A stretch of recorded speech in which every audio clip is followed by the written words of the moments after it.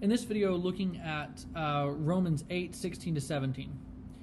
The Spirit himself testifies with our spirit that we are children of God, and if children, heirs also, heirs of God and fellow heirs with Christ, if indeed we suffer with him, so that we may also be glorified with him. This verse is pretty interesting in terms of interpretation. It's verses like Romans 8:16 isolated from context that lead to an understanding that when one is saved, there is some great feeling or sense of hyper-spirituality that overtakes someone who converts. Now, that's not to say that there is no emotion involved in the salvation experience, but if the sign of conversion is this sort of vague spiritual notion or this idea of being slain in the Spirit, then we're really missing the point Paul is making here. And you will see him make the same argument in other letters, especially Ephesians.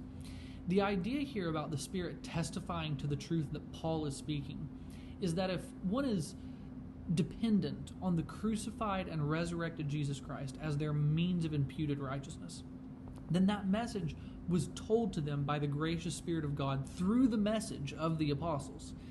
This stuff is not obvious on its face in day-to-day existence. That's why it's called revelation. It has to be revealed to us, told to us. Through faith, the believer is related to God as a child, not as a slave, not as a mindless conformer to the law, but as Paul says here, a family member, someone who stands to gain an inheritance. And this just doesn't occur to you as you go throughout daily life.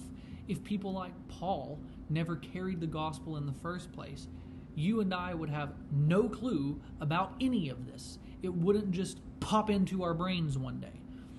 And through their message, which we are literally reading and have probably had preached to us by others, the Holy Spirit reveals to you and me the truth of the gospel and of our status as a righteous individual based on what Christ has done. That is walking by faith and not by sight.